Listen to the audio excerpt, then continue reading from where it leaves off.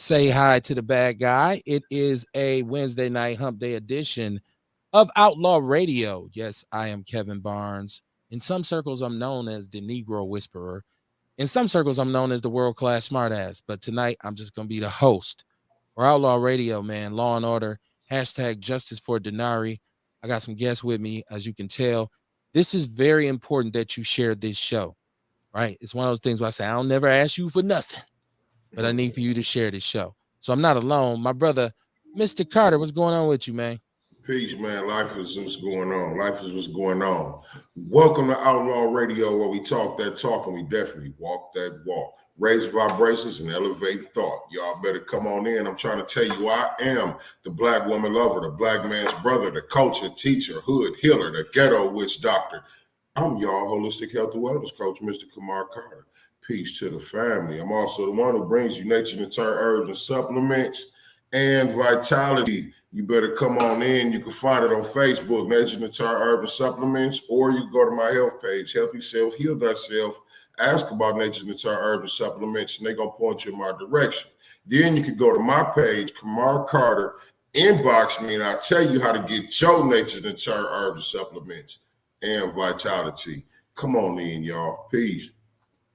Welcome to Outlaw Radio, Mondays and Wednesdays, 7:30 p.m. Central Standard Time until whenever we cut the machine off. Shout out to Sean Moore. Shout out to my chat room. Now, I do have some very special guests tonight. First of all, I want to welcome them to Outlaw Radio. Do you want to tell the people who you are and what it is that you came to discuss with us tonight? My name is Jackie Peer. This is Nicole Bird. We are the parents of Denari Peer, and we want to discuss justice, and not just for Denari, but for all the parents that are losing family members, children, and the system isn't helping. Okay. So if people are not up to speed, first of all, I want you to know you can call in. There's a number. Let me get my my ticker going. There's a number, and it's 262-202-5131. You can call in if you have any questions for this brother and his sister. So and we have a chat room as well, which I see a lot of people in. Like I said, shout out to Sean Moore. He said, "What it do, family?"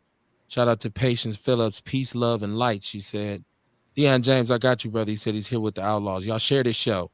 This is very important that we're going to talk about tonight. We have a problem in this city, and I don't know if you would label this as a residual problem, a residual effect of the violence and the dysfunction and the chaos in the community. But all of a sudden, individuals who are committing heinous, just crazy crimes, up to murder, homicide, rape, repeat offenders, are being released with very low cash bails. Okay. And so, unfortunately, this family is the parent of a young man who lost his life as a result of this. So, can we talk about it a little bit? I don't want to, I'm not here to, but I want the people to know about this. So, because we have to do something about this, something has to be said. So, I want you to be able to tell people and share at your own pace. So, October 5th, my son called a former AAU teammate who I actually coached by the name of Jaquan McMurtry. He just needed a ride. Got in the car with Jaquan, not realizing that this was a stolen vehicle. For some reason, Jaquan got into speeds of excess of 100 miles an hour, lost control, and killed Denari.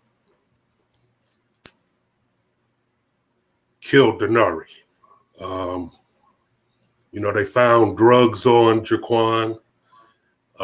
He didn't have a driver's license. Come to find out, he had 6 or 7 pending felony charges. One of them included bail jumping, and he was allowed to be out on the streets. Even after this tragedy that's happened, he's at home now because they gave him a low bail. I mean, it's just ridiculous, that each time they have a court proceeding, it's like they just opening the wound that's still fresh to us. They keep doing it to us over and over again.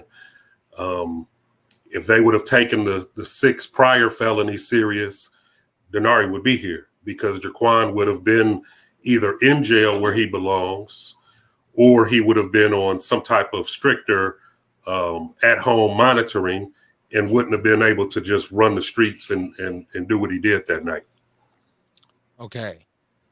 So let me, I have to ask this question early, because have you had any communications with his family? Well, his mom reached out to me the day after October 6th. She texted me. She has tried to call. She did text me the first text. I just wasn't ready to speak with her, but we had texted back and forth, and she kept saying she just didn't know anything. And she didn't know what happened. They wouldn't let her know anything or something. It was very vague. And I think at that point, because I was telling Nicole not to respond to it, it almost seemed like they were just trying to see how we were taking it. Mm-hmm. You know what I mean? I don't think that it was a genuine concern at all. It was just trying to, test the temperature, see how we was feeling about their son. Because the conversations that she was giving really wasn't sympathetic, never asked how we were doing, that she was, sorry that this happened. It was all about her son. She doesn't know what's going on with her son because he was in the hospital with minor injuries. So I don't think that it had anything to do with Denari. It was about them. So I didn't want to hear that. Wait, hold on. You telling me this young man's mother wasn't just upfront with saying, first of all, I want to say, I'm so sorry this happened. No. I'm so sorry that as a result of my son's negligence. No. This is crazy. This is crazy. And let me remind you, I've known this family for since 6th or 7th grade. 6th or 7th grade, because I voluntarily coached their AAU basketball team. Right. So they know me. I've treated those kids like they were mine when they was on that court with me. So for her to just, and even over the years, she stayed in contact with Nicole. Right. Once I started hearing about the things that Jaquan was out there doing, I tried to tell my son to kind of distance himself, which he did. But like I said, that day he needed a ride, and that was unfortunately who came to get him. And he was in a stolen car when he came to get it. Right. Had this car for 2 weeks and was so bold about it, he got the car wrapped a different color. Wow. Welcome to the show, Rel. It's Outlaw Radio, Law and Order. We have the family. Hey, peace. Denari, how you say your last name? Pierre. Denari Pierre, who was taken away from his family because of a repeat felon. What it sounds like, a young terrorist. And people can say what they want. Like, right, I'm gonna call a spade a spade.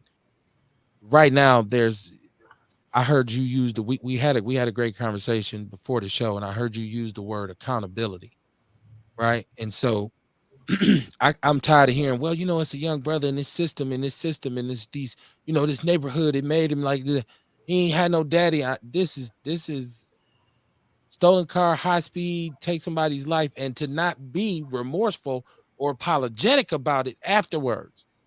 Because we understand when you're young, you make mistakes. Right. But even for the parents to not be like, it goes to show why that long list of crimes was being committed, and he got away with it for so long. I actually have a caller from Florida. Let me see if I can bring this caller in. Caller, I would say, first of all, turn down your device so we won't get I actually have a caller from Florida. Okay. Let's see if I can bring this caller. You got to turn your device down. Giving me an echo. Oh, my bad, bro. What it do? What's going on, man? What's your name? Where you calling from? This is your brother, man. This Sean. Oh, you got a new number. You supposed to call me, man. I'm saying like, who is No, this? that's because I'm watching you on my other phone. You know what I mean? So, yeah. What's the word, my man? Hey, family, how y'all doing? Pretty All cool. right, how you doing, brother? Hi. All right. So, I know a little bit about what's going on, right? And we got to look at, and I understand everything that you're saying, KB, right? But this system that is supposed to protect these families, man, they're not just failing.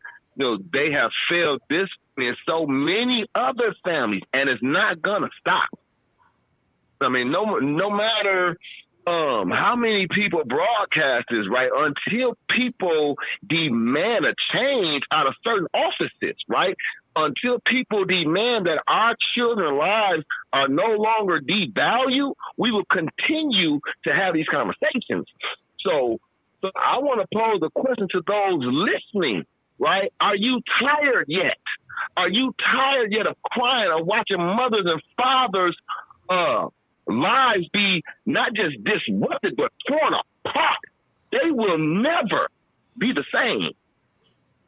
And the young man who did it, yeah, he plays a major part.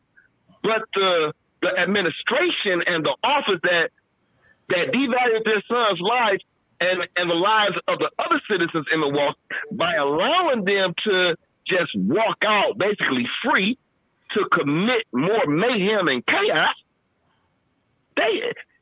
we have to start holding them accountable, man. I agree. I mean, yeah, so, I'm going to do whatever I can to, work with this family, man, and, get other families who are experiencing the same thing, right? We got to do something, KB. No, we got to do something, bro. I hear you. This is ridiculous, man. Yeah. But Sean, we brothers, right? But yes, sir. We always differ on our opinions about these youth because yes, sir. I believe in some harsh justice, some tough love needs to be exercised because I feel like, and I once again I spoke with this brother before the show for a good while, and he expressed that like this is a young man from the community who knows his family, who has done this, and his mother is not like the family hasn't even reached out to them in an apologetic way to say, listen, we want to, because it affects us because our son's probably about to go away for some football numbers, right? He might be out free now, but he's 20 years old. They about to do what they do in court with him. So, but I don't let me interject right quick. Why the family? Why is the family not saying we're sorry? Our son was. This is Go ahead, Sean. Go ahead. So I want to and me, man. I believe in second, third, fourth chances, right? Until this, this right here, man. With these parents, I'm not talking about the parents on the show. I'm talking about the parents that continue to not give a damn, right? They're worried about their son who is still alive. And you just said something that I got to correct because I've been watching the sentences of people who have committed these vehicular homicide, and none have gotten over 5 years for those crimes, bro. Wow. Yeah. Oh my God. That's what I'm saying. They have devalued. Wow. Right. Hey.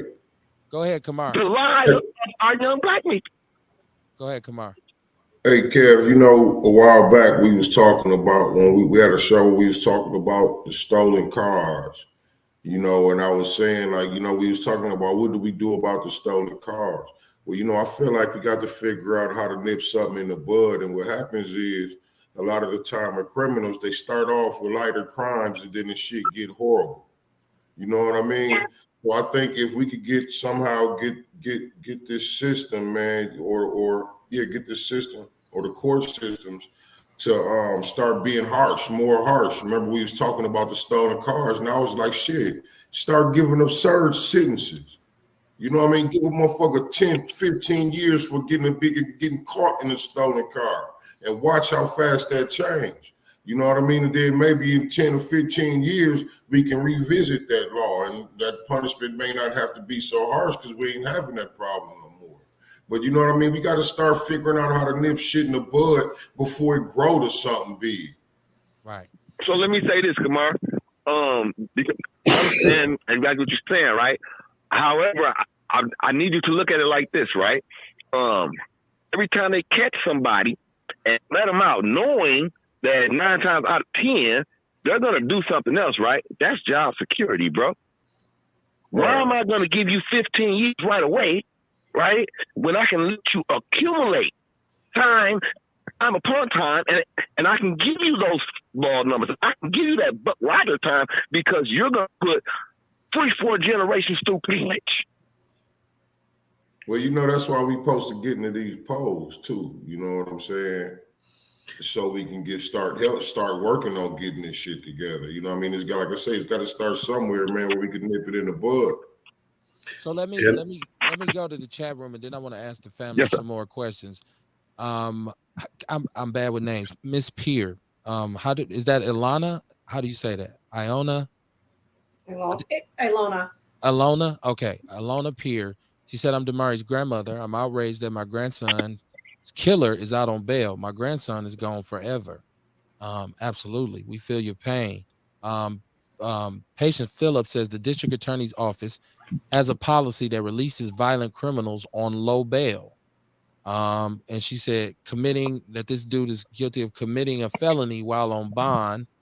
Shout out to Dr. Tasha Williams Sr. Okay. Unacceptable, she said. We totally agree.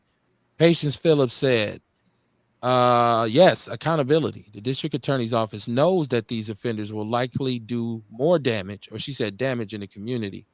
Shout out to Tiarsha Arthur. She's in the chat room. She said, good evening, Kev, Kamar, Rail, and the Outlaw family. Share the show, y'all. Share the show. It's Justice for Denari. We have the parents of Denari Peer here on Outlaw Radio tonight, and who tragically lost his life at the hands of what right now looks to be a habitual criminal, a repeat offender.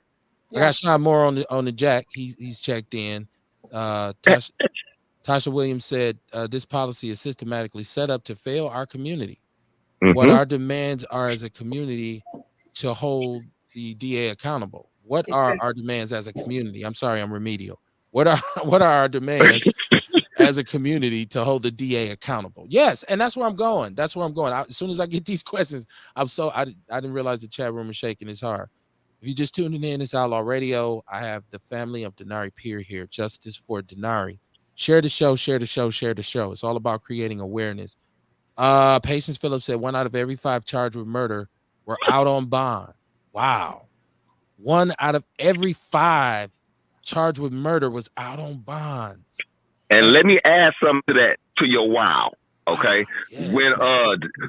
When District Attorney Chisholm first got elected, he made a statement stating that his policies would probably get some people killed. He stated this back in 2007. This is 2022. We just had elections last night, right? Not one person that knocked on somebody's door talked about what's going on in our community. They talked about what they want to do up in Madison.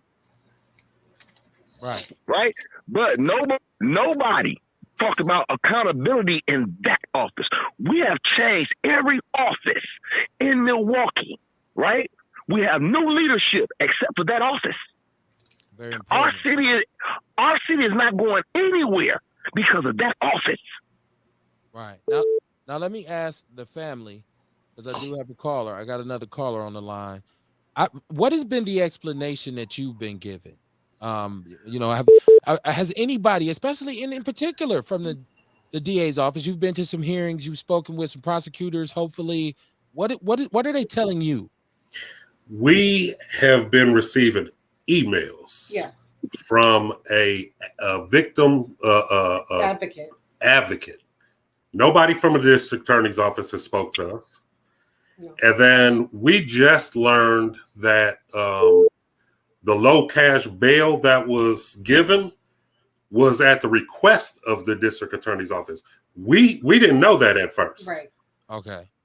You know, we thought that they came with a high bail and, you know, it was like a negotiation. No, they asked for that and it was granted. Mm-hmm. Wow. And there's no reasoning as to when you say, but there hasn't even been a risk assessment done. Wow. Okay. Risk assessments should be done with every bail hearing to see if this person should be allowed on bail, what the bail should be. I've called public records. I mean, I made phone calls all day yesterday. There is no risk assessment done on this. So that started, I mean, you said we could speak openly. Yeah, go ahead. It's Outlaw Radio. This is something that I told my son when I didn't want him hanging around with this guy. And it's something that I've been saying on Facebook. It almost seems like this dude was working with them. Because why are you constantly letting him out? Exactly. Mm-hmm. Exactly. That's exactly what's happening. Uh-oh. Okay, we got a caller. Let's hold that. Let's say we ain't gonna even put that in the parking lot. Let's just hold that because I want to talk about that.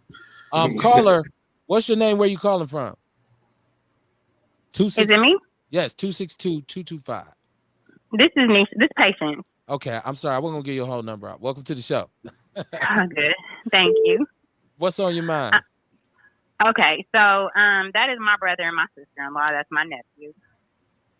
And I just wanted to kind of piggyback off of what Sean said as far as the district attorney's office being willing to gamble with our lives, right? His direct quote was, "Is there going to be an individual I divert or I put into a treatment program who's going to go out and kill somebody?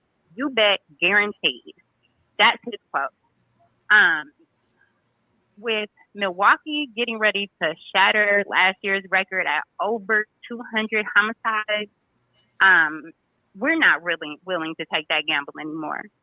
And at this point, you know, it's not a black or white issue. That right?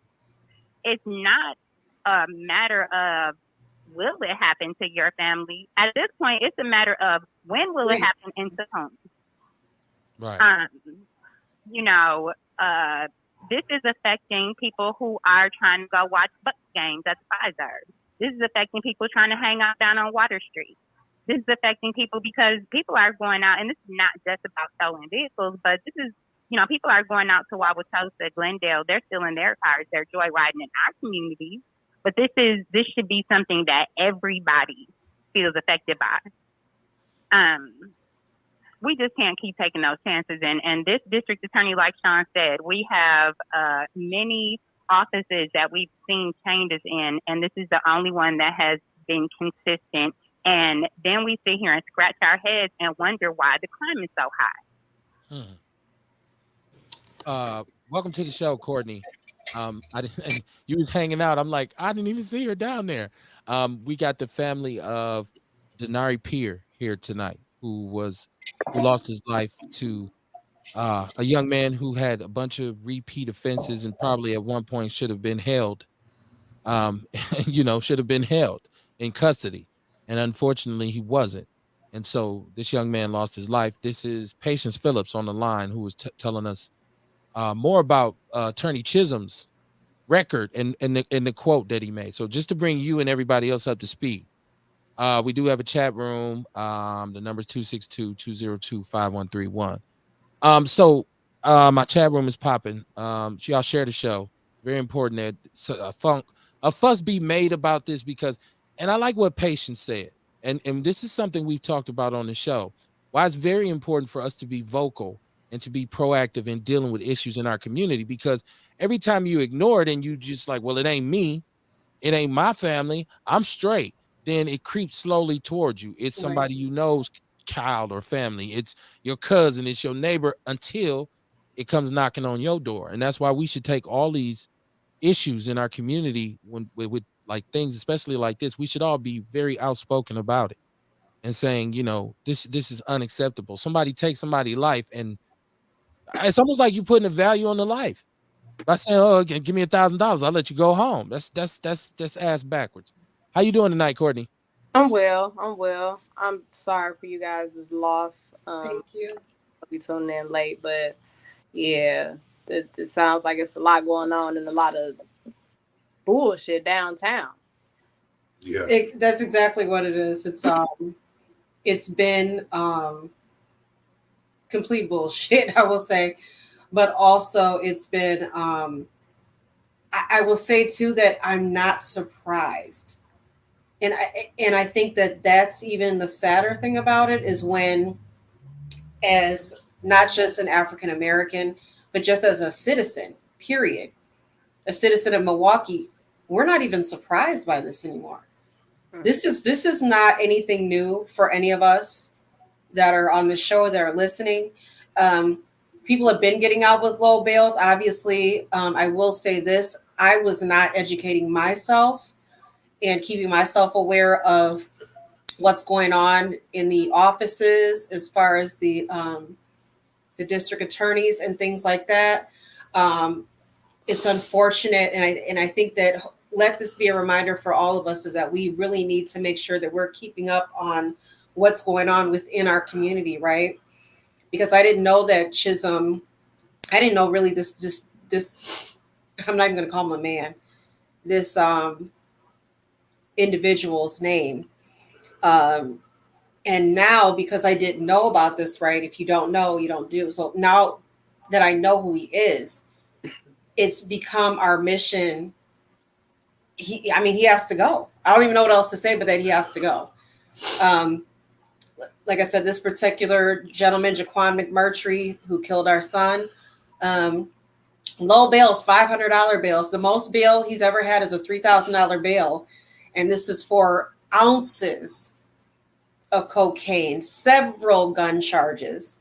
Um, it's just been ridiculous. And because of that, we can't wake up to our baby ever again. Wow. So I mean, we have to do something.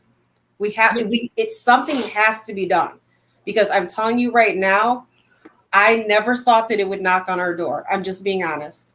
I know that sounds completely stupid. I think that honestly, Lamont and I are still in a dream. I will tell you that. I don't even know that we are fully. It's only been a month now. I don't know that we're fully have the knowledge that our son is not coming home, if that makes sense. Like you as a parent, you always, your kids get into something or whatever, and you're like, okay, as a parent, what do I need to do to fix it? I can't fix this. Like my son is gone. There's nothing that I can do as a father to change this. And that hurts, we weren't even able to have an open casket, so I wasn't able to see my son. It's just been rough. We were in his room day before yesterday, and I've been trying to avoid hearing any injuries that he had because you don't want to know if he was suffering. But, I came across the clothes that he was wearing that night and how they had to cut it off of him and the blood and everything that was on there. Like that brought me all the way back to the night that it happened. So now I'm broken all over again. And then they're not doing anything to help us see that something is going to be done in the future to give us a little bit of, there's nothing that they can do to make this better, but don't make it worse. And that's what they've been doing. They just making it worse. So, Okay.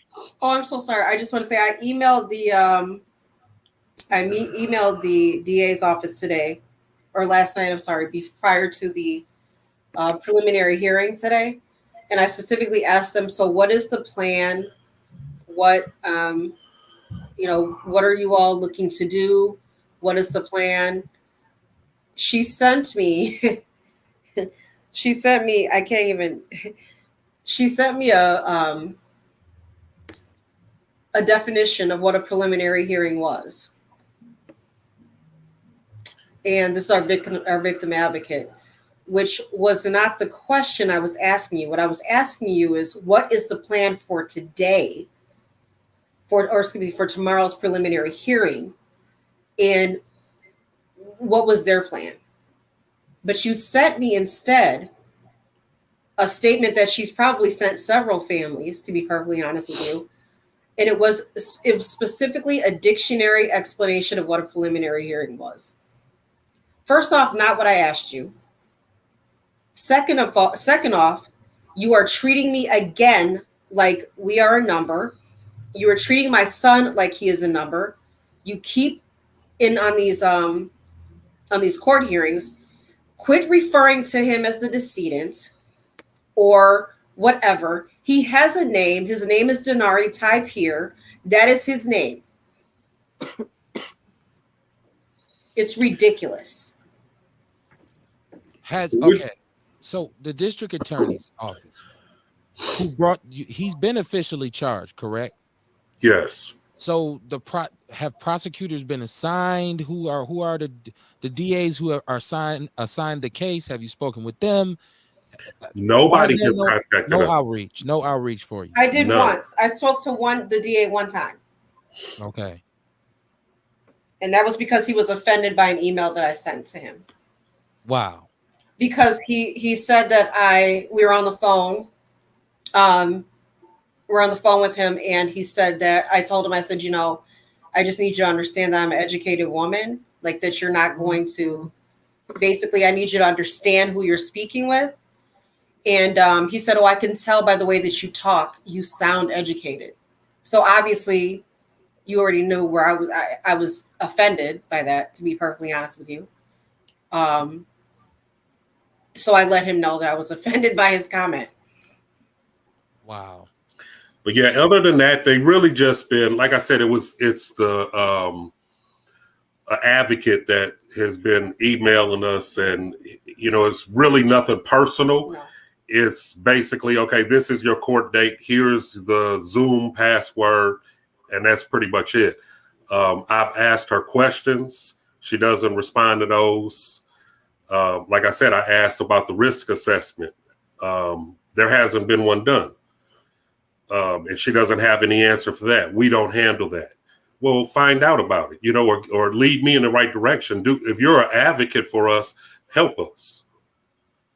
And you said he's actually been released to attend a family function recently. Yeah. Yes. He just went to a funeral. If you're going to go to any funeral, go to my son's funeral. The person that you killed. And this wasn't I've known people that have been incarcerated and haven't been able to go to grandparents' funerals or brothers' funerals. He went to a stepfather's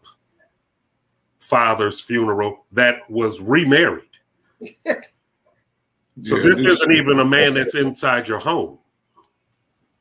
Was there a man inside the home? I guess that would be my next question. Oh, well, he was the man inside the home that the mother would call me and cry about and say that she should have never had around her son. So that was the bad influence. Right. Basically. That was the bad influence. Yes. But you want to go to his funeral. Right. Can we get, okay, so we in the chat room, y'all got a lot of, I think these are family members and supporters of you. So I want to make sure they're heard. I would like Patience to call back because I don't know how her call dropped, because she seemed like she has some more information about Chisholm, and I want to talk about his record with this.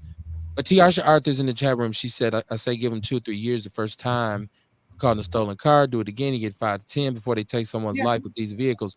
Well, I think it should be more than 2 to 3 years the first time, seeing as how, and this is in line with what Kamar said, seeing as how it only really takes one accident to take somebody's life, and this is a common occurrence. So with the precedent that's set, I would agree with Kamar. Give him 10 years off top, and 10, 12 years. Give him some shit to talk about. Give him some shit to go back and talk about when, when they hanging out with each other and shit. Right. Because how else do you teach these individuals? It's like teaching a little kid. I got to teach you, this is a no. Don't touch that. You take the little kid here, you pop him on the hands. Don't do that. How do we teach these kids that this is unacceptable? You have to be extra punitive. And unfortunately, we're talking about locking up more black men in a state that already is top of the pops in locking up black men. So that's why it's even more painful Well, to even put Kev, into to bring into Kev, equation. it's painful, but then you know what I mean. On this end, is when you think about it, it shouldn't be painful because they deserve it. You know what I mean? I don't care what type of civilization, whenever it was always some kind of punishment when you get out of line. Okay. You know what I mean? And it should still be the same. Man, I remember a long time ago, I was in jail. I was on work release this time, right? Down at CCC a long time ago. And man, they wouldn't grant me permission to go to my father's funeral. Wow. You know what I'm saying? And I had work release. And I could get out every day. They just still wouldn't give me permission to go. You know what I mean? And then to hear this dude get to go to a fucking funeral of his stepfather, the motherfucker who led him down the road the wrong way any goddamn way. You know what I mean? This shit is foul, man. And let me say one more thing as far as the district attorney's office. So my son's charge carries a max of 25 years. This same guy has a drug charge that carries a max of 40 years. Okay. So they care more about that drug charge than they do about my son's life. Right. Yeah. Like you'll lock him up for 15 years more for cocaine than killing my son. Wow. We got Patience on the line. Patience, I don't know if we cut you off earlier, but I lost your call. So I didn't mean I'm here. I didn't mean to cut you off. You were talking about along with what my brother's talking about, the weight of this drug case. So is this the explanation that because he's already awaiting trial on this, I'm like, is that justification saying, okay, we already got him charged with some drug cases, so we waiting on that, so this is secondary to that. Shouldn't it be a situation where like, nah, bro, this is murder right here. So Well, this trumps everything. Put that, you can go back after we get you for this murder and get you up there. Especially when my brother Sean said that if they offend individuals getting like 5 years for this, we put the drug case on top of that and give them 945 now. So I mean, I'm just saying.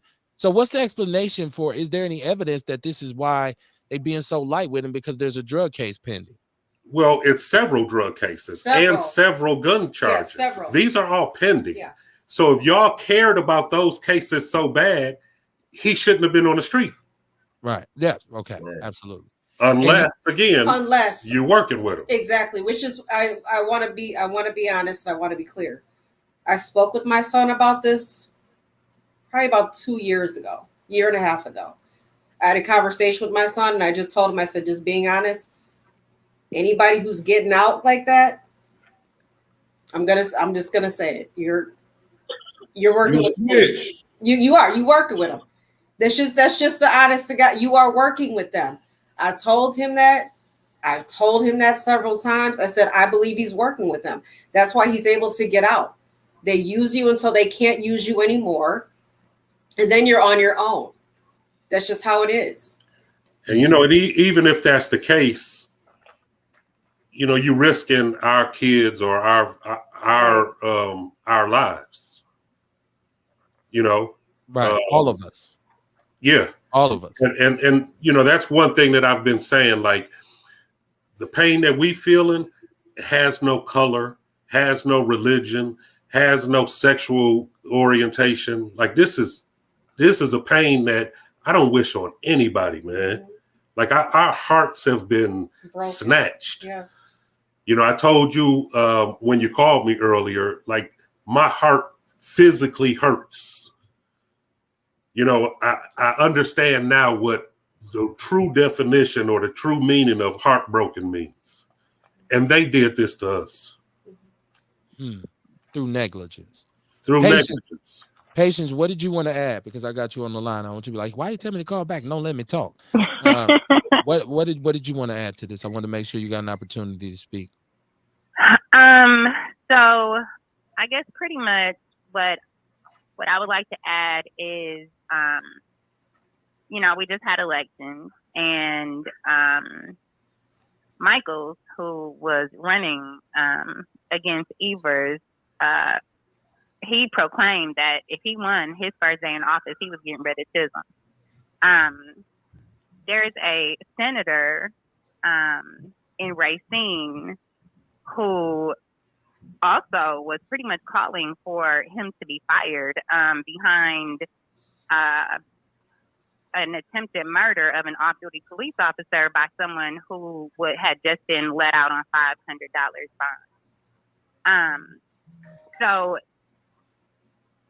why the district attorney's office or our governor is not seeing this as a problem, and I'm not sure why we're not correlating these policies with the spike in crime in our community.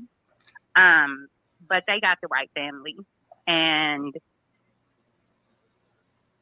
this is going to stop. Evers has the power to make changes in that district attorney's office, and we've just reelected you.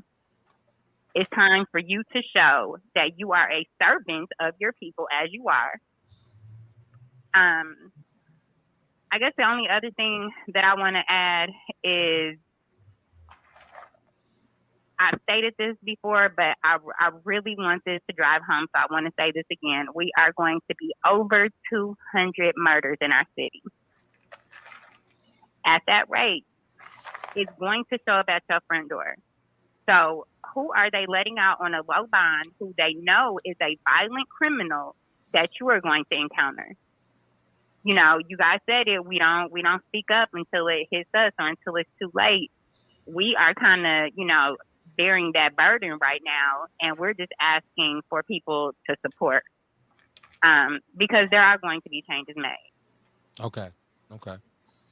And I'm going to make sure that whatever we can do here on Outlaw Radio, we'll put the hashtag on the ticker every week, every show we do from now on out, until justice is done. And I'm not saying that I'm NBC or CBS, but one thing about the people who rock with Outlaw Radio is they're people in the community, and we a tight-knit community, right? Hey, a lot of times this be better. Most of the Real time, talk. right? So I'm just saying this is for the people. So this is for us. We're on. We always talk about being on code on here, and as people of color, as Black people, saying we got to support each other, and it's intentional solidarity. And so I want to pledge whatever support that I can give to this brother and this sister and the family, because I'm a parent, man. I'm sitting here as a father. It's breaking my heart. My son ain't gonna be able to go out the house for like 2 years. I'm telling you, I'm tripping right now because I'm thinking about when I'm trying to advise him constantly and consistently about the youngsters out here, saying, son, you got to watch for this, you got to watch for that. But you can't never 100% insulate them from this. And so that means if I see another family going through it, I'm going to speak up and support them, because I don't want it at my front door. Yeah. So my next question, let me catch up with my chat room. For all y'all in the chat room, I apologize, because I know there's a lot of comments. So I'm gonna try to catch up briefly, and then we'll get back to the family. And Rail and Kamar, y'all know how we do it. If y'all want to pop in, Courtney, if she's still out, feel free to talk to this family. Prayers to the family of Denari, said Tiasha Arthur. Jenny Hazard said yes, risk assessment. Thank you. Dr. Tasha Williams said we need to take this low cash policy back to Madison. No risk assessment done. That's not protocol to release a felon on bail without doing an assessment. The DA probably don't know what we are aware of, that probably don't know that we're aware of this risk assessment. Who holds the DA accountable that this was not done? That's very good. That's a good question. I hope y'all could understand it through my remedialism. Right. Patience Phillips said, Tosh, we need to talk. That was an old comment. I'm just catching up, Patience. She said his drug charge, well, the point they made about the drug charge carrying 40 years, and the max for the death of their nephew is only 25 years. That don't make sense. Patience Phillips said, Dr. Tasha Williams said she's with you. Sean Moore, the question should be made to Governor Evers. He needed our votes to remain in office, yet has done nothing about the many families that are affected. To make matters worse, our elected politicians refuse to address the district attorney and his policies. Yes, that's very true. We keep saying, y'all notice, we keep saying accountability. Right. We keep saying accountability. Mrs. Moore, Miss Peer, I'm sorry. Thank you, Patience. She said, I told y'all I'm bad with names. Let me see. Dr. Tasha Williams gave us some emojis. I'm too old to interpret them. She said, "My condolences, family. No one's prepared to bury a child. No one." No. I'm trying to tell you, I'm. This is probably the most emotional I've ever been on Outlaw Radio, because it's just like if you looking in the eyes of your child, especially our young teenagers, and we are trying to tell them every day, especially about their friends. When you saying to your son, "Look, man, don't be around dude. Look, man, dude is this, and this, and this," and your kids, you just, oh, you don't know, and they don't, not because they're being belligerent, but because they're kids, right? And so now you left to deal with this because this system is broken. She said our family is broken. That's Denari's grandmother. I can imagine. Family is broken. There's no plan. You're right, Dr. Williams. She said Evers has the powers to make changes. There has to be some demand made that he do so. Like this and all the other families that are going through this, because unfortunately, you are not the only family that's dealing with this. You can just Google this low bail problems in Milwaukee. So many cases will pop up in the city right now where somebody went and took somebody else's family member and the son bitch was out and should have been locked up. What? He had what? 2 months before? And he's back out on the street. This is, oh my goodness. They don't expect us to know the law or push back against the law. I feel like there's a lawsuit here. I feel like there needs to be some sort of lawsuit against the city for We agree. for this. We agree. We're just yeah, we definitely agree. There definitely needs to be Civil suit. And you know Milwaukee loves to settle out of court. Unfortunately, it's usually paid by taxpayers, but I got 5 on this. I don't mind. Take some taxes out of my money. Y'all deserve whatever you can get, man. I don't care if they stop picking up garbage or whatever because their ass is broke. They need to pay these people. Sean said I couldn't go to my own sister's funeral when he was incarcerated. She said they're being light because they rather have him out in the community destroying our people. And that's another thing I want to talk about because yes. confidential informants, you're going to allow them to still do crime so they can destroy us and then you can lock more of us up. Right. It's a double-edged sword. This is ridiculous, man. That part that you just said there is what I've been saying. Okay. Wow. Oh my goodness. Outlaw Radio, man. Hump Day edition. Law and Order. We got the family of this brother Denari Pierre. The number's 262-202-5131. Chat room's on deck. And now we're talking about how many of these youngsters are out here. We keep saying, well, they just giving them a pat on the wrist because they're young, but they're not. They're giving them a pat on the wrist because they're using them to arrest more. Right? It's like acquire and conquer, not divide and conquer. Wow. School to prison pipeline. That's contributing to the murder rate. These CIs are killing witnesses, getting witnesses killed. And Milwaukee has a problem, we know, when people want to testify. And that's the funny thing about Milwaukee. The hypocrisy of our government is always said, and the mayor, they come to us and say, as a community, we want you guys to be involved. We want you to take responsibility in your community and help us out. But you have a piss poor track record of even protecting people who will testify. Mm-hmm. I remember years prior when the young man was going to testify against some cats who shot him. He was at a family barbecue. They came and murdered him. Right. He's supposed to be in witness protection of some sort of security. So why would we come now and say, okay, we're going to help y'all so y'all can be safe in downtown? My goodness, man. Oh, man. You're live on Outlaw Radio. I think this is patience. I don't know why my TR Arthur say my flip phone acting up. Systematic and well thought out. This book and release policy is the new mass destruction of the Black community. It's here in Chicago. The juvenile jails are empty. Sean Moore said it's negligence. Is it negligence or just a lack of concern for your community? Well, I thought the legal terminology for it would be negligence. We know it's a lack of care for our community. She said both. Grandma said both. Mr. Twyman, who was broadcast on TV, was given several low bails when he hit Shit Kish's son on Locust and was almost on bail again. Who is Shit Kish's? Sean, you got to put me up on that one. Let me see. Norma Duckworth, how you doing, my sister? Welcome to the show. She said, we as a community need to do more on a whole. Time to hold these individuals accountable. My daughter was raped and the bastard walked. He also has a past criminal history. We must bring this to Josh Call now that we won. And this is the state attorney general, Josh Call, who just won last night. My prayers and condolences to the family, said Norma Duckworth. Our prayers to you too. Shaquana Bullock said, justice for Denari. Absolutely, my sister. That's Denari's cousin. Said, my nephew was an influence. All of his friends said he was different. He was himself no matter who he was around. Wow. Wow.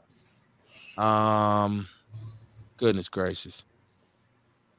Through December 12th of this year, Chisholm's office charged 117 people with homicide, or attempted homicide. A Fox 6 investigation found 25 of those 117 defendants were already free on bail or for a pending felony. That's roughly 1 out of every 5.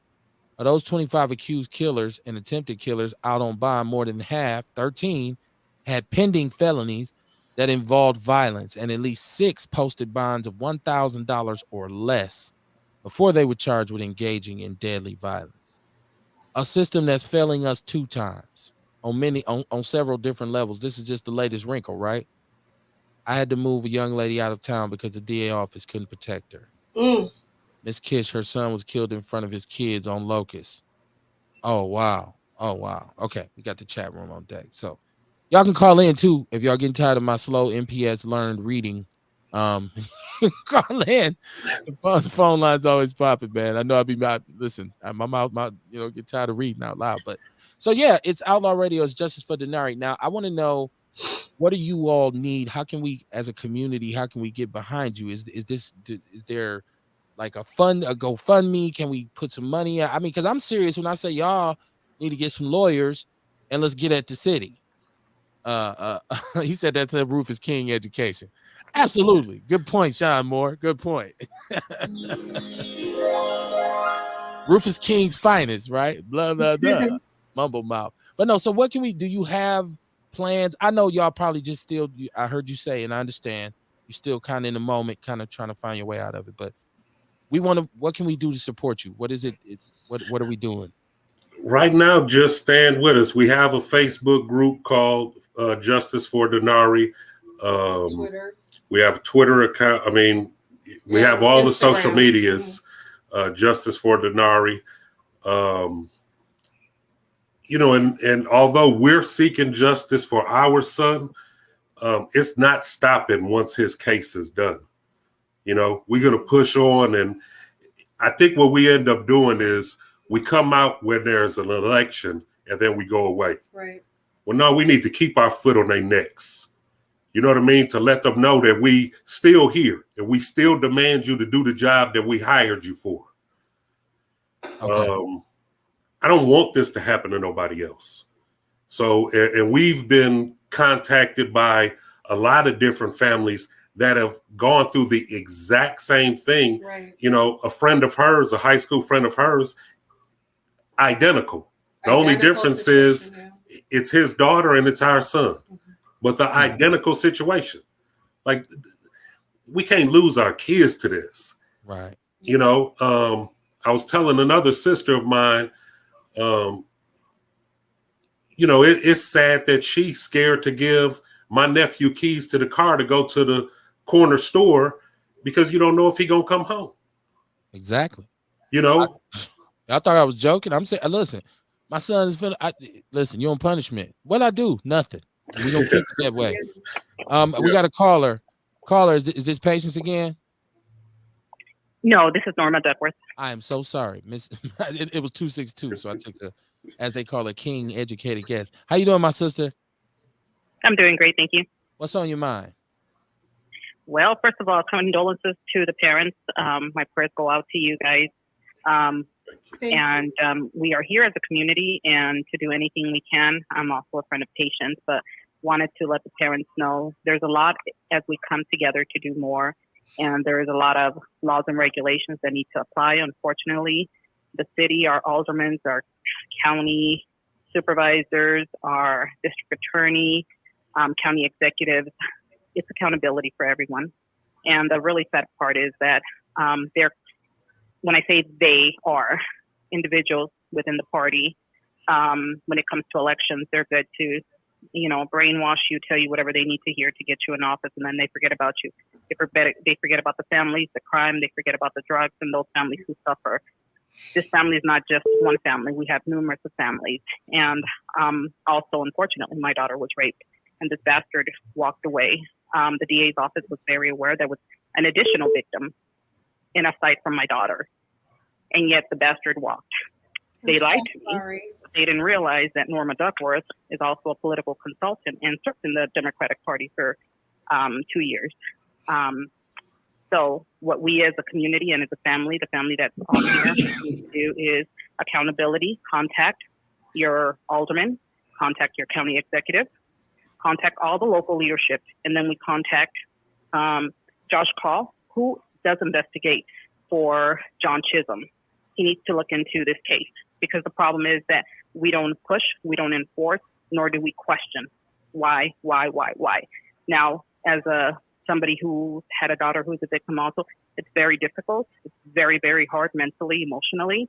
But I think if we as parents come together to support each other and be there, things that one or the other may not know, to move this forward, I think it is possible. And we need to contact Josh Call, who just won. Let him know to investigate. If he's not doing anything, we take it up to Ebert, who should be able to do something. If not, we contact the news to investigate on these cases, because I'm sure we are not the only victims. So thank you so much once again, first to the family. And if there's anything that I can personally do, please let me know. Do they Thank have you so your much. information?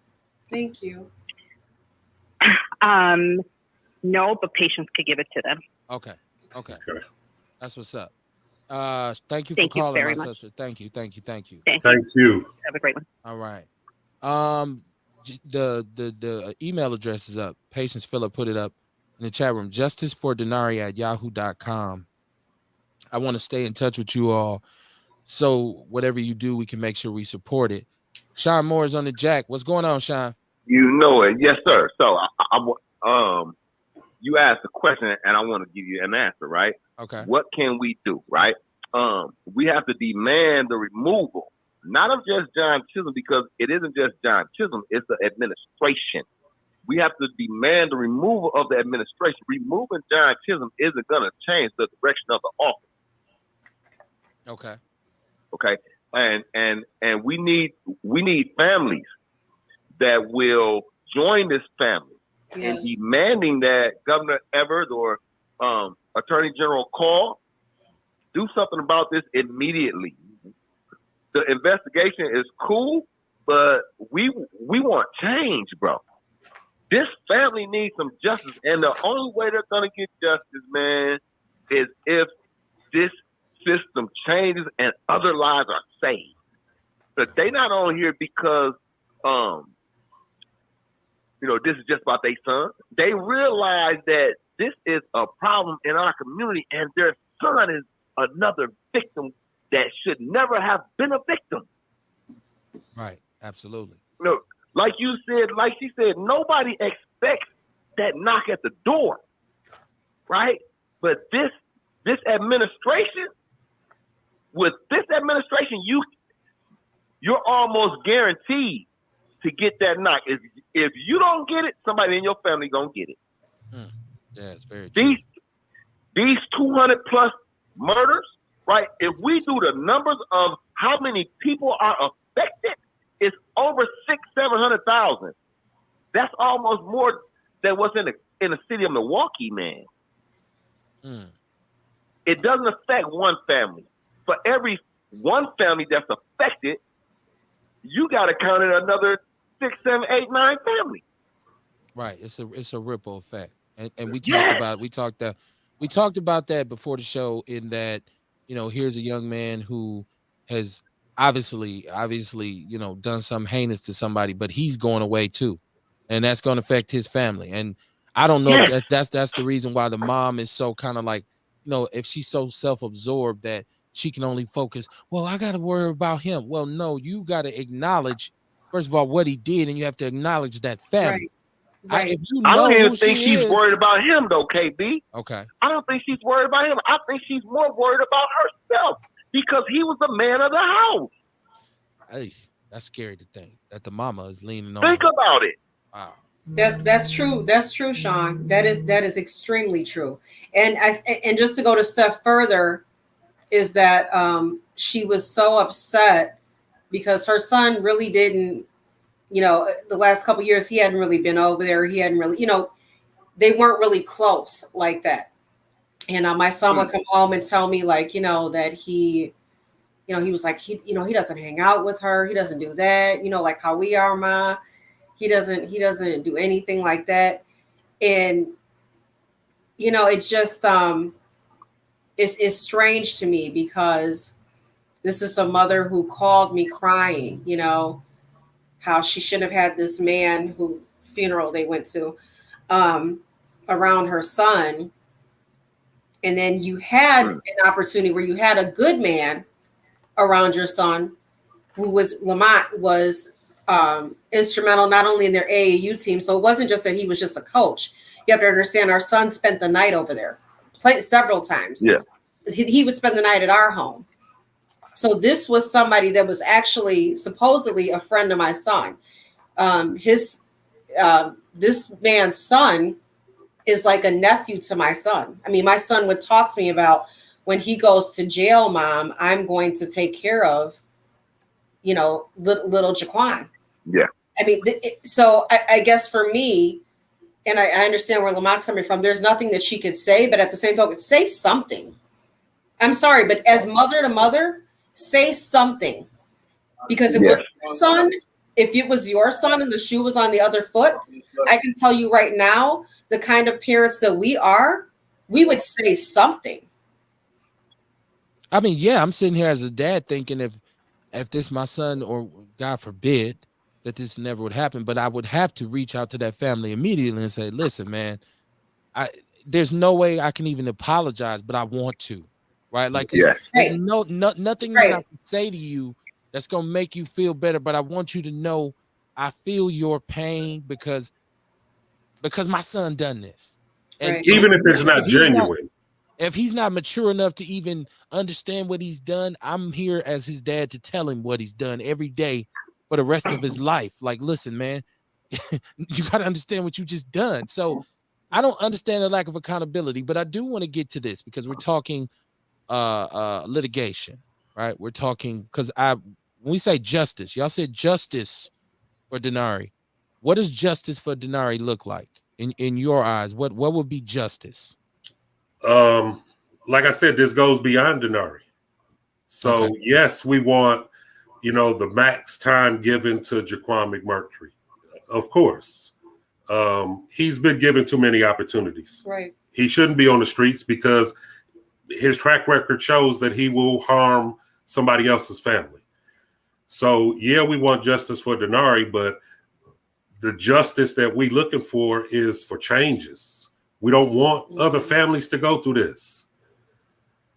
We don't want them to consistently let these people out on low bond, no bond, and just putting more families at risk. Yeah. Okay, so is there a way right now for families who suffer from this to be able to get together on this? Because I see Sean Moore saying they need families to sign on to a letter demanding the removal of the administration in the district attorney's office and need Everts to act now. Patients said they take the black vote and they leave us high and dry. We need to make some demands to change the policy. This is Dr. Tasha Williams Sr. I hope I'm saying that right. Change this policy to ensure the risk assessments are done. If they are violent, no bail. I agree. Right. No bail. No siree. She said, I love you, Norma. Patience to Norma Duckworth. She said she don't play. She sounded fairly serious. Here's the GoFundMe. What is this? GoFundMe.com. Headstone attorney fees for wrongful death. Okay, is that for now? Is this for Denari? Is this that's for his attorney fees and everything that we're trying to do as far as suing the family. We've looked into suing since this was a stolen vehicle. Trying to see if we can sue that owner. Sue the district attorney's office as well. Oh, yes. And no, that's the main one. That's the main one. That's the main one. Yeah. We already found out that we can't sue the prior judges because they have immunity. Mm-hmm. But no, we're the main focus is the district attorney's office. Right. So what about the city as a whole? Like I think that Correct. The city. Yeah. Right. Just the city. Period needs the city of Milwaukee. Yes. Right. For sure. That needs to be done expeditiously, as T.I. would say. Yeah. I think it needs to be the county of Milwaukee because the district attorney serves the county. Oh, that's right. Okay. You're right. Okay. Yeah. Good point, Sean. Okay, that's right. I didn't know his jurisdiction. I thought he was over the city. I want to. Can we put this in the chat room?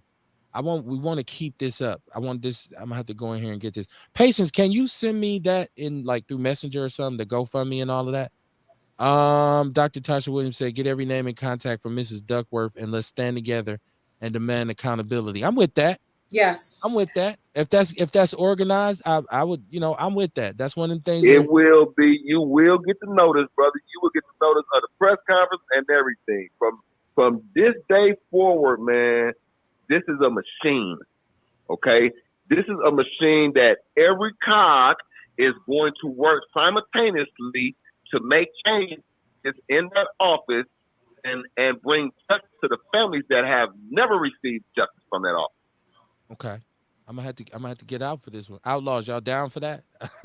Can we go to a press conference? Y'all want they looking at me. Okay. I'm talking to my outlaw co-host because they're like, Kim said he coming. And all of a press conference. Hell yeah. For that. Yeah, we reached out to all the news outlets and they're interested in covering it. But like I told you, we're gonna give you the first dibs and talk to you. Talk to our people first. But and again, we got the Facebook group going Justice for Denari, where anybody that wants to stand with us on this, or anybody that has a similar situation going on, we can all be there and support each other and make this happen. Yeah, this is once again, the movement to get everybody, to get all of these families. That's why I like what you said about when I asked you about justice, because people could get real selfish. I want him to get life and but that's not gonna bring your son back. So the best thing to do is when you say justice, I like how you said justice for everybody, and at least if nothing else, I mean, not gonna say at least, but come on, county, city, whoever's responsible, you have to be more responsible in dealing with the victims of these crimes. It can't be no color by numbers approach to this where you send them a couple emails. Somebody's supposed to show up at these people's house and or call them and say, can I come through? Bring a therapist with them. It should be, come on, man, because you give these juvenile offenders all of this. And I'm gonna tell you how I know this, because I worked for Wraparound Milwaukee in juvenile probation. Tiarsha Arthur said, like the assistant DA gave Daryl Brooks a $500 bail for running over his girlfriend. Yes. And the next day he ran over all those people in Waukesha. And majority of the police reports that are read after that person had taken a life comes out. I'm sorry. And majority of the police reports that are read after that person is taken a life comes out. That person shouldn't have been out, but they was given a low bail. This is exactly what happened in this case with the young brother Denari.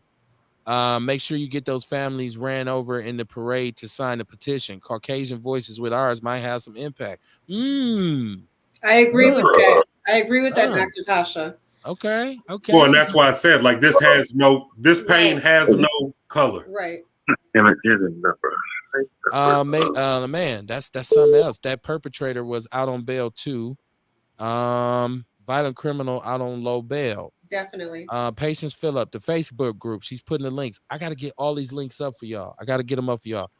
You live on Outlaw Radio, caller. What you want to say? 262-225. Okay. I thought that was hello. clear. Yes. Is this Patience? I'm here. Okay. Yeah, I just want to make another correlation and connect a couple more dots for people. So I have a police officer friend, and he made a mention that police recruit is at an all-time low right now, right? And so when you look at police officers that are out here, their job is to take criminals or suspected criminals and lock them up. And then you have a district attorney's office who is working counterproductive of that, and they're letting them right back out. There's no trust between two agencies that are here for our protection and well-being. Okay. Right? They're locking them up, and you're letting them right back out. Yeah. So the police get a lot of heat. Nobody is talking about the district attorney's office. Right. Agreed. Chisholm's record on a lot of things has been shaky for a long time. Oh yeah. And we were making a lot of noise years back in my boots on the ground days about the fact that no law enforcement officer has ever been charged by the district attorney for anything, yet we've paid out millions of dollars in lawsuits to Period. victims, and it's taxpayer money. Even the booty hole cops that was reaching up in the cat's booty on the street, you know what I mean? They settled out with those families, a huge lawsuit, and it was taxpayer money. And so, see, that's what I'm saying. When accountability, I feel like City Hall, which I used to refer to as Tammany Hall, and I don't know if a lot of people are familiar with Boss Tweed and the corruption of early New York City, and Tammany Hall was like this super corrupt city hall where they just went crazy with the corruption. I've often referred to City Hall downtown as Tammany Hall, which was the headquarters for Boss Tweed and his machine. You have to be a historical buff to get that reference, but you see what I mean. I feel like they've taken us for granted for a very long time.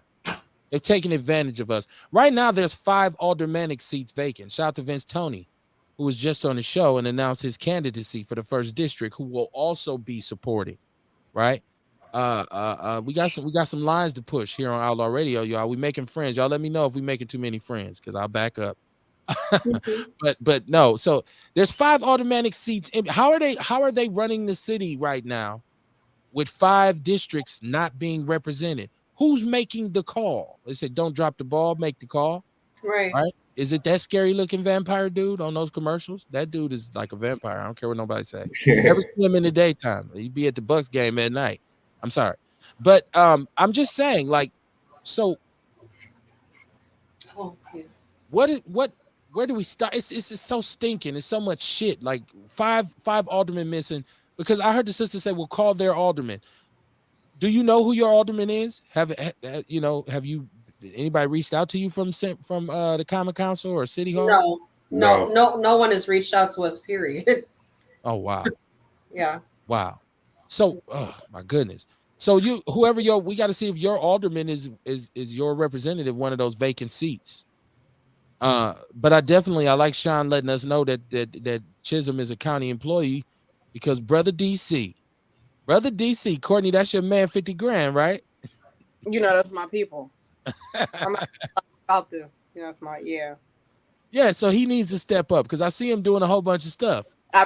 We want you to do the things that matter. I got another caller. I think somebody put on hold. I only got one phone, y'all. So I love the action, but I'm not trying to hang up on nobody or nothing. Caller, Hey, what's going on, Vince? What's going on? How you doing? Oh, not a whole lot. Just chiming in, just hearing what you guys are talking about, and listening to the family. And I mean, like you said, there's 5 aldermanic positions that are open, and we have a tremendous amount of Black leadership in this community. The police chief, we got the Quinn Moore, all these people we have in office, and why aren't they coming together, galvanized, and coming against the systems that are against us? That I don't understand. Like you said, there's 5 positions open. I think I'd certainly like to be the alderman for this district, and somehow or another find some camaraderie down at City Hall where we can get these issues talked about and taken care of. There's a lot of things going on. Since November, I've mentored 2 Kia boys. There was a crash in the back of my house just this past weekend. 5 kids get out of the car and run. We got the office of violence prevention. We got so many different things in community service organizations, and nothing's changing with our children, and nobody seems to have the answer, but everybody wants money to try to solve a problem that's not being solved. And we talk about kids. Well, my son was born and raised here. And the last two times he was here, the first time in February, in March, came here and somebody got killed down the street. He was here last week. These kids out of these cars, 1,000 police around here, and it just doesn't seem like a whole heck of a lot is being done about what's going on. And I'm not looked at or recognized, or a lot of people have cut me off in this city, mostly brothers.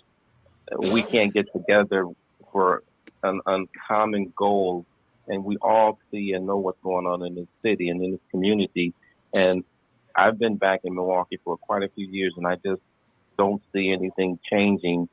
And we continue to vote for and put the same people back in office, and the only time that we see them is during election time. And when this is over with, then they disappear. I saw Gwen Moore a couple of weeks ago. I don't even know who she is anymore. I don't know what these people are doing, and we've got these families that are suffering. And the problem is that there's a tremendous, that we don't see it. Like you said, there's a tremendous amount of people and families are being hurt. And some people are not taking this hurt lightly. There's some retaliation going on. It can't be stopped, but we have to figure out a way that as a community, all of us have to come together as blacks, whites, or whoever to say, hey, what can we do, and sit down at the table and come up with something that's reasonable that we all can work with. I've called meetings together with Andre Lee Ellis, Victor Barnett, David Mohammed, and a few other people. And since the meetings, none of them have called me back. And I come to the meeting with answers and solutions, and I don't hear back from any of these people. So I have a problem with us, and me being one of them, that we can't get together and do something that's going to change the dynamics of this community. And it starts with, I worked for Child Protective Services for 8 years. I worked for Running Rebels for 5 years. I've worked for homeless veterans, Milwaukee Mental Health Association. So I've seen every angle wrap around. I see everything that they're doing or supposed to be doing that's not happening. It's just a system that takes advantage of our community, and we end up in jail or dead. Right. Let me see. Sean Moore said, this is also why there's a vacancy in the police department. People are not filling those vacancies due to administration at the district attorney's office. The police don't even trust the DA. Well, you talk about splintered leadership in this city. So the Fire and Police Commission, we know, was in shambles forever. For a long time, we had an interim police chief. Now you talk about 5 vacant aldermanic districts. The mayor headed to go eat cheese and drink wine on somewhere in Europe, right? Like, even the past school superintendents is like, I am out of here. Forget this shit. I'm going to Detroit. Who says I'm going back to Detroit? Right? Like, I'm like, what? She said I'm going back to Detroit. The officials will reach out after the press conference. Scratching my head. Patience said. Yeah, where's 414 Life? Isn't this family dealing with trauma? Sean Moore, you got the $1 million question. Do they have the capacity, or have they even taken into account that these are victims of violence too? Like, and they need where's the outreach? It shows their limitations a little bit. It shows that they're not really able to do what they're, entitled or labeled to do. Let me see. Tell Vince I'm backing him. We got a lot of work to do. Absolutely, we rocking with Vince for that aldermanic position. Sean Moore said Gwen ain't nothing but a paperweight. I seriously want to know what she right, but it's like tragedies like this in the community, and all the I know a lot of people out here doing things, and I'm doing this and I'm doing that, but there's nobody out here going to the families of these traumatized or these victims saying, hey, here's some support, here's some places where you can go, and here's some leeway to get some therapy or something like that. That seems like a mission we would have out here. Tiasha Arthur says some of these judges need to be held accountable also because they can deny the bail. She said, because they can deny the bail. Like the judge today denied the dude's lawyer request and let him out on $5,000 bail so he can help his mother with her daycare. The judge told him he should have been helping her instead of taking someone's life while you was out on bail last time. So he set a very high bail. Somebody really tried to do that? That's crazy. I believe. Yeah. Go ahead, Sean. So, first thing first, don't hang up on me no more, KB. Hey man, hey, things happen Second, around here, man. Things happen but the around here, answer, Suge Knight. we gonna get you some more phones, buddy. Right. Hey, hit the cash app. But Hit the cash app. my man, to speak on what Vince was talking about these leaders, right? You know, and I've said it time and time again. You know, that's that click shit. You know, I mean, they only care about getting that grant. You know what I mean? And they look out for each other. You know, this hasn't changed. You know, 414 life. You know, that's some click shit. Those who get elected, they deal with their inner circle. They don't care about those outside until it's time to get elected again. We have to stop recycling the same people with the same ideas, getting the same fucking results. That is the definition of what? Insanity. Right. Ashanti. Insanity.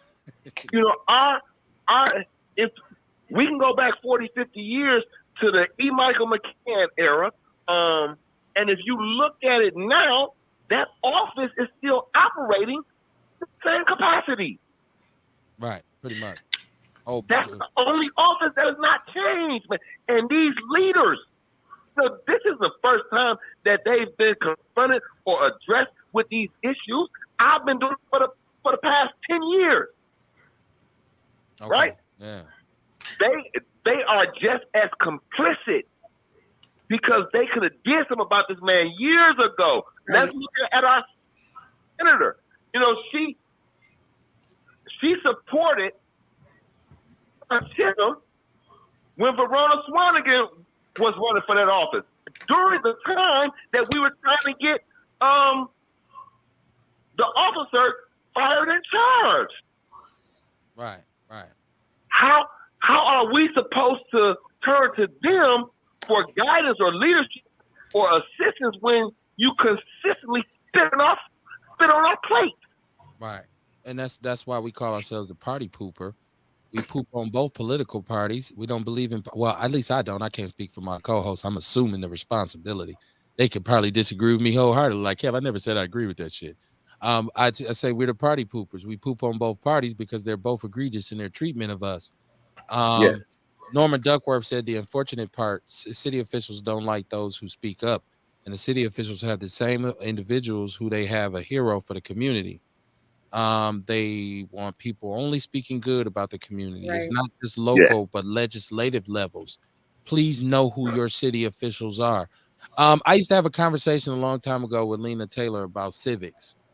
We used to always talk about the need for people to learn civics and understand how civics work so they'll know who their representative is at every level.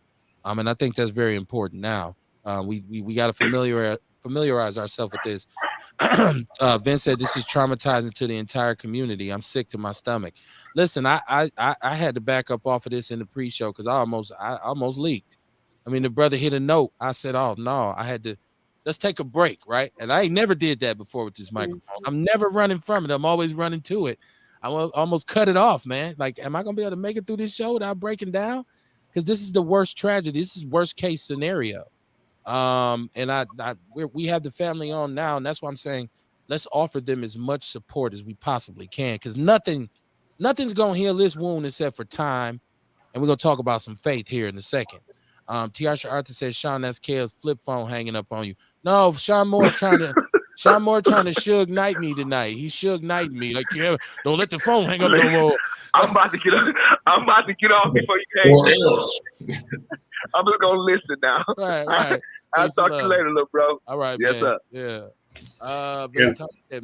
Sir. Yeah. To answer my sister Patience question when she asked about Ashanti, Ashanti Hamilton was informed about this and asked to contact us, and he hasn't done that. Wow. So there's the answer to our question. Where's the Office of Violence Prevention? Because he's over it right now. Right. He's the head. And I'm a schoolmate of his. We went to Riverside together. But he was informed of this. I'm not saying that he won't reach out. I'm saying as of yet, he hasn't. Okay. Hopefully he's circling the wagons. Hopefully he's trying to come up with some. But damn, it don't take acknowledgement to say, listen, brother, I've heard about what's going on. I'm gonna be in touch with you. Let me try to get some resources together for y'all. Yeah. Man, how can I be more of a leader than them? And I'm not even in the job. Exactly. Nudge, nudge, wink, wink. Somebody need to hit my line. You want my resume? Let me know. I can't work for the city though, because I ain't doing the jug. You can't make me jab for that. I work somewhere else till y'all lift that. Yeah. So I want to talk to the family about faith, because ultimately the healing process has to begin. And so as parents, we talk about faith. Right now, holding on to whatever you can. Are you religious? Would you consider yourself spiritual? What are you leaning on for some soothing of the soul with this? It's funny that you mentioned that, because last night we sat up at 3 o'clock in the morning talking about this very thing, about, do we even believe in anything anymore because of this? And we agreed, like, we both have faith. We believe, in God. We believe that our son is looking down on us and is proud of what we're doing. Denari's name is Denari Tai, and that means our shining star has been seen. And that's what we're going to make sure that happens, So to answer your question, do we have faith? I'm not an overly religious person, but I do have faith. I just don't have faith in the system right now. Yeah. And Okay. I will honestly say that, I grew up going to Lutheran schools and stuff like that. But as a mom, the first day I just questioned why. I questioned God. I said, why would you take my only son? Why would you take my baby who is, Denari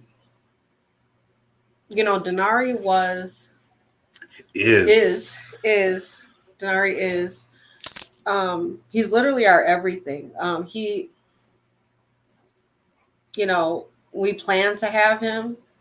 He was a planned pregnancy. He wasn't an accident. The mom sat up for hours trying to find his name. We had a few arguments about the name, but he won, and I'm glad he did. He brought so much joy to our lives. I don't think I've never felt love like that before. Even at 20 years old, he still lived at home, and his face could just light up my entire heart. We're very affectionate parents. Like, we kiss our son. He still holds us. He still cuddles with us. We're a very affectionate family. He still spends time with us. Like, how many 20-year-olds spend time with their moms and dads? I'm just gonna sit here and watch a movie with you guys, or I'm just gonna, do this and that. And I'm sorry, I don't mean to go on about this, but it's okay. He visited my mom and my aunts like 3-4 times a week to make sure they're okay. He loved his niece. She was his world. He loves his sisters. He's very much a family man. He loves his cousins, his grandmas, his great aunties, all of them. He just,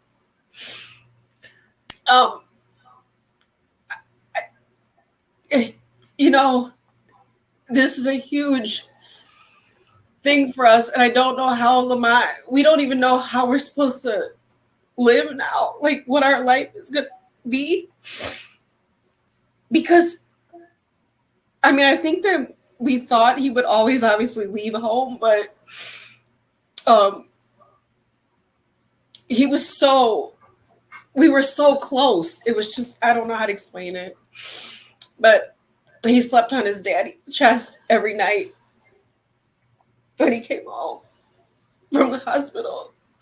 He didn't even sleep in the crib probably like once or twice. So this is a blow. You know, he went to private school all his life. He didn't go to MPS until 11th grade.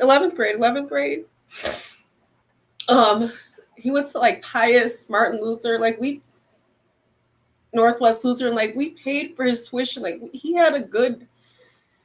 up in the suburbs. Like we really took care of our son. We did the best.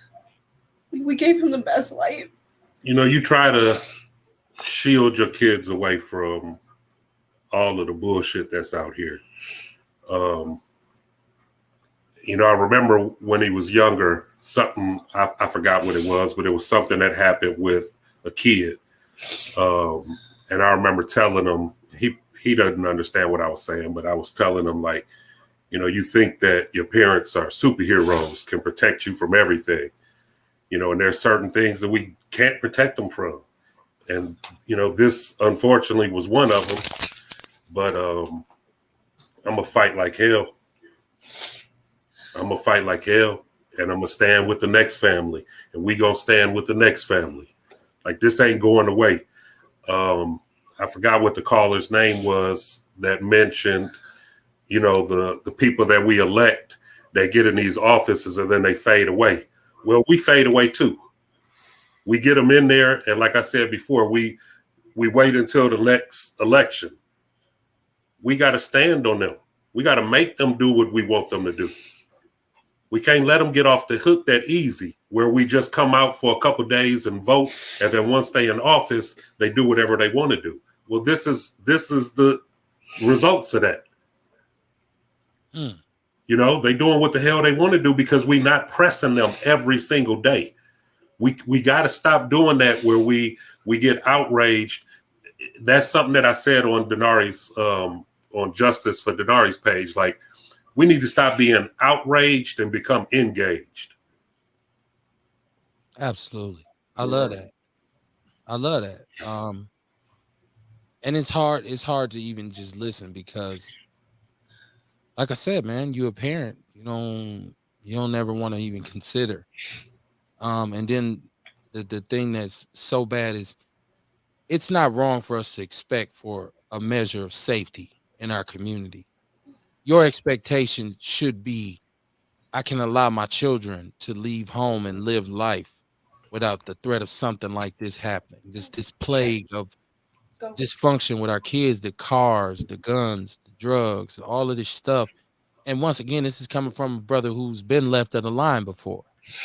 And you know, thank the Lord that I never lost my life or never resulted in taking anyone's, but a lot of this stuff can be prevented, you know, with accountability, with checks and balances, with, you know, parents.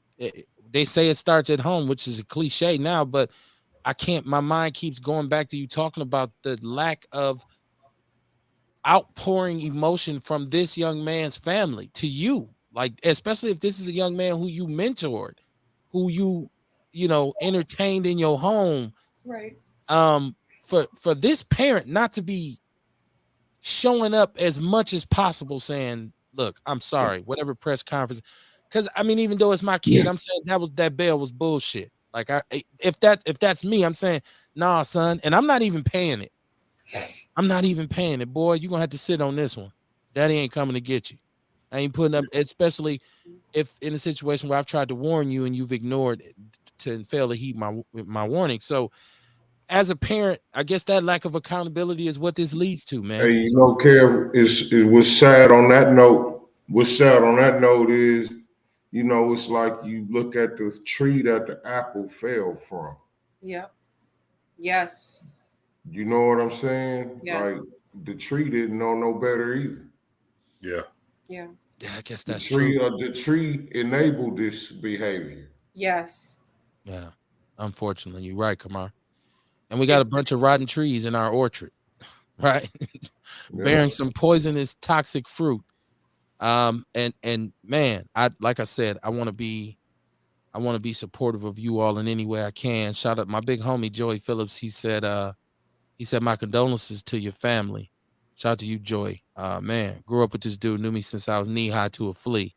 He said it's no surprise. I live in the district. He does not respond. First district alderman. He's no longer the alderman, JoJo. He's actually over the Office of Violence Prevention now. But he wasn't responsive when he was there. I did community organizing with Safe and Sound, and I did aldermanic walks.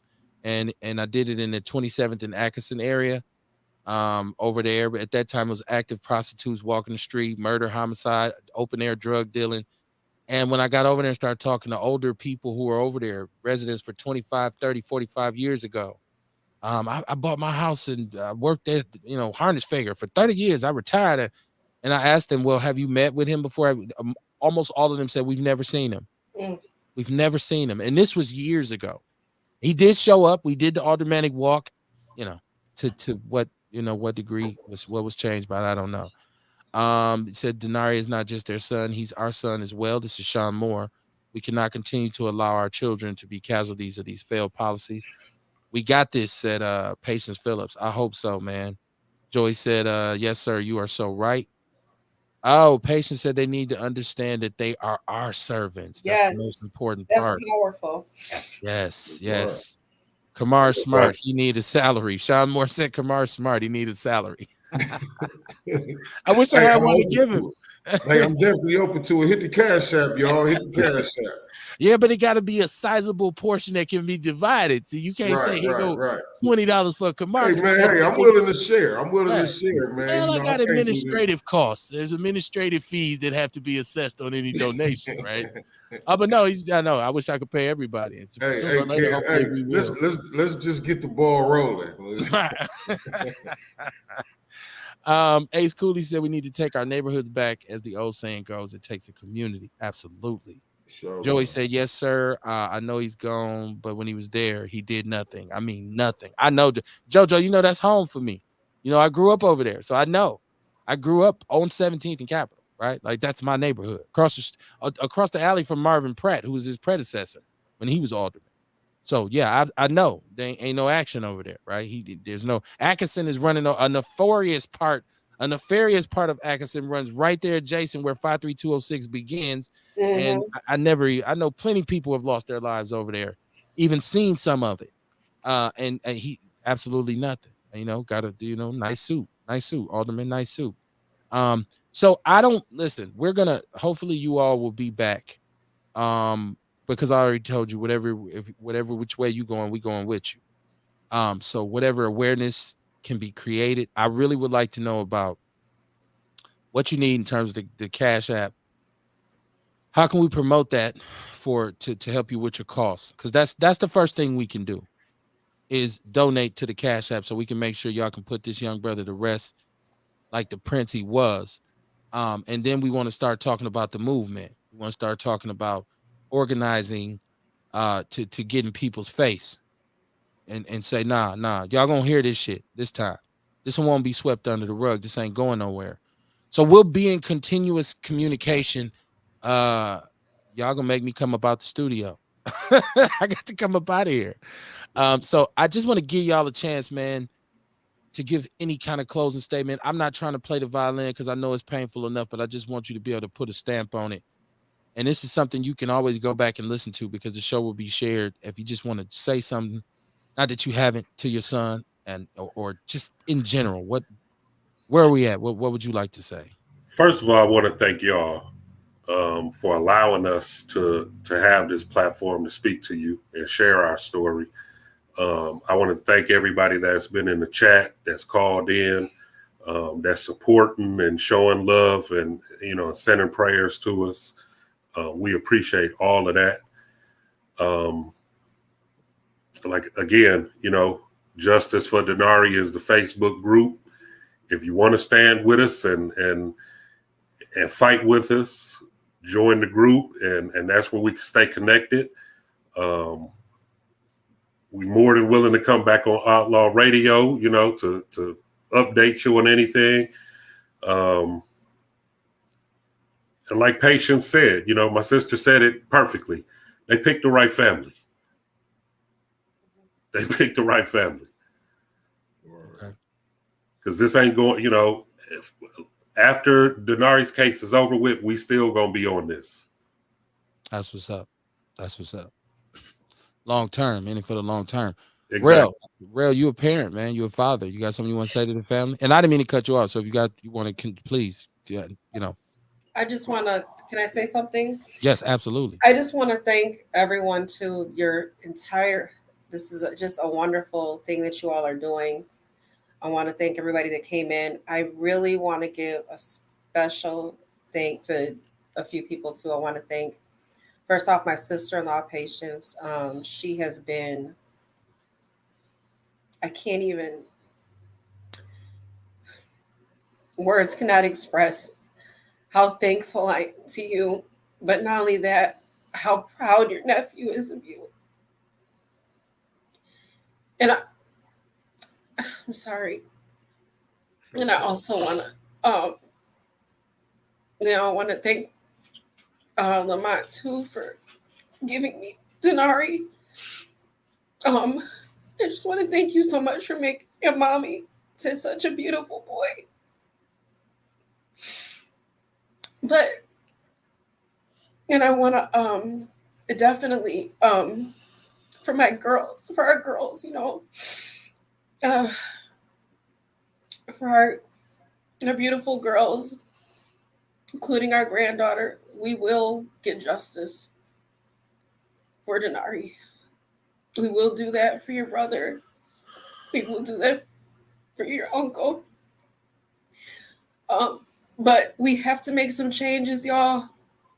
Please, if anybody else is suffering or going through this, not just the loss of a child, a loss of a loved one, anyone that is fell victim to this catch and release crap that Chisholm has going on, please email us. Let's get together. Let's make some noise. Not just this, like I said, this isn't just justice for Denari. This is justice for everybody. The more people, the better. That's right. It's all about the people. Rail, you got something you want to say to the family? I just, my condolences. I really appreciate your transparency and your work to bring about change. I'm not gonna lie, man, this fucked me up because shit, I got a 17 and 18-year-old boy, and shit, I love my boys. I barely see them because they living their own life now at 17 and 18. I hear from them when they need some shit, but I just, my heart to y'all. And again, I definitely contribute whatever I can. We appreciate you, brother. Yeah. Witch doctor, man, bless us with some jewels, man. Peace. I commend y'all for the strength y'all showing. The strength y'all showing gonna give somebody else the strength that they need. So y'all, I don't know what to say. You know what I mean? I don't know what to say. I might have lost the words for once, right?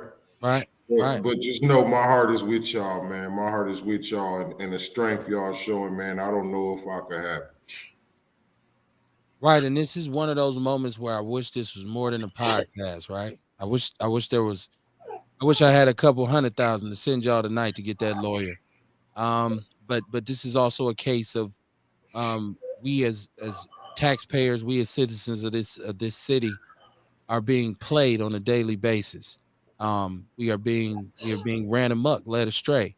And while they spend our money and while they invest in luxury high rises downtown, and while they blow allocated funds that comes from the federal government that's supposed to invest in the infrastructure of our city and improve the quality of life, while they continuously take things away from the community and don't come up with a plan for Black economic development, because the poverty is what's creating a lot of this desperation in the first place.